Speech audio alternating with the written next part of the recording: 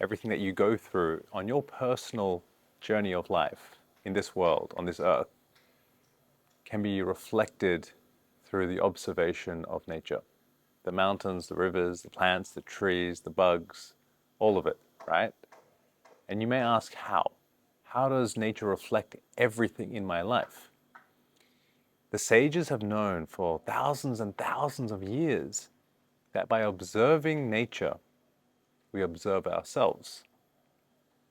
So within, so without. So what's inside of us is mirrored outside of us. And you can see so many different metaphorical and very literal lessons when you observe nature.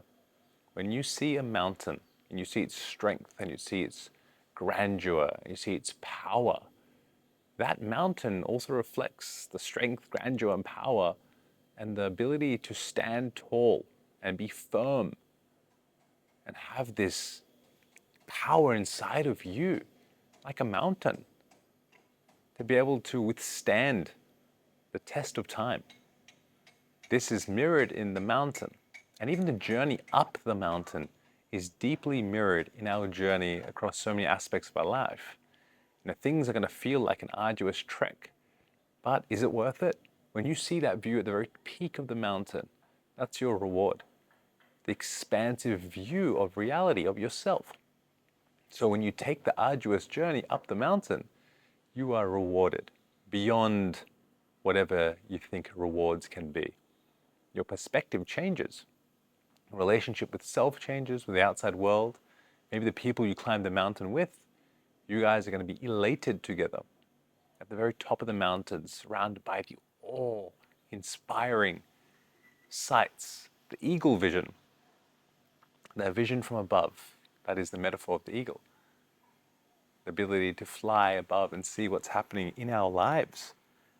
The eagle has a very powerful frame, wingspan, and then it also has this beautiful ability to see from above and see what is true. Where we get sometimes caught in the stories in our heads, like things are looping, or we're frustrated with someone or a situation, or we think things aren't going to work out.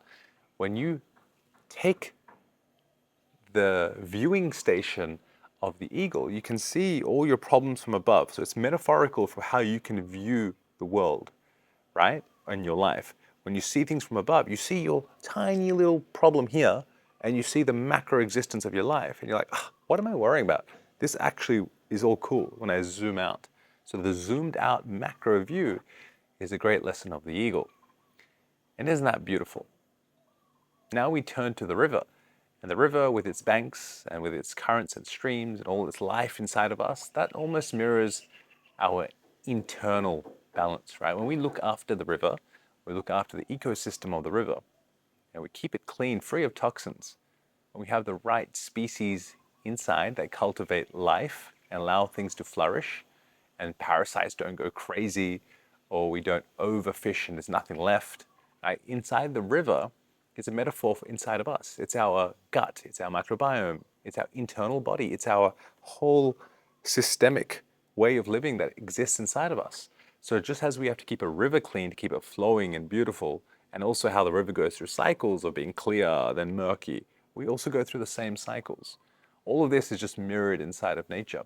Now we look at the seasons, right? The seasons are such a beautiful way of how to describe how we are so much like nature, or nature outside the existence of the world mirrors inside how we feel. Sometimes we are feeling jovial and we want to play and we want to have sex and all these things. This is like spring and summer, right? We're in that peak openness and playfulness in the world, and things are growing, things are birthing, things are, coming out into the world.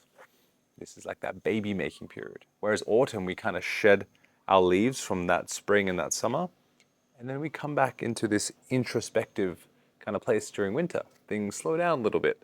We have introspective moments in our life until once again we build up enough steam or enough gusto to then do it all over again and go through spring and summer and so on. The seasons keep on rolling.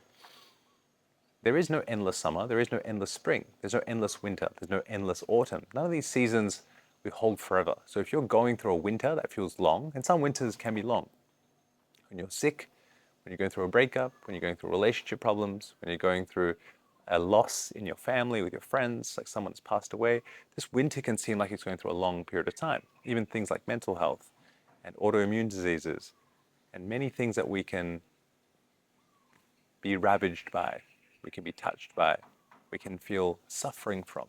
They don't last forever. They come and they go. And once again, spring and summer will come back to you until once again there may be a little dip, just like the seasons. But when you learn to live within the seasons and understand that they're coming, find a deep acceptance with them, find a deep acceptance that you are a cyclical being, that you have all these resources and observations around you to be able to see how your life is truly being mapped out. There's a lot of freedom and knowledge in that. Some of the greatest forms of medicine, with all the ancient sages and rishis and masters and pundits and priests and all the holy men of the world, holy men and women, all the shamanistic cultures as well, they observe nature.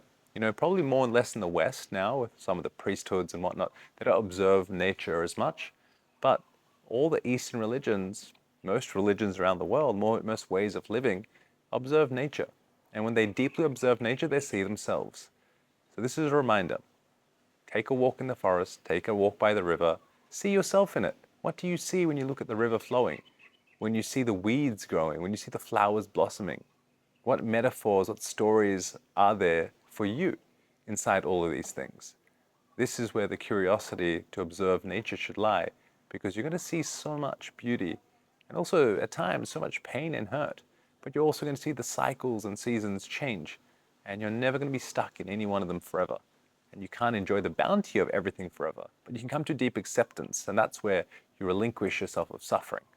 So, my friends, enjoy nature. Enjoy the love of observation. Allow it to inform you. And remember, nature doesn't hurry, but everything is accomplished. So within, so without.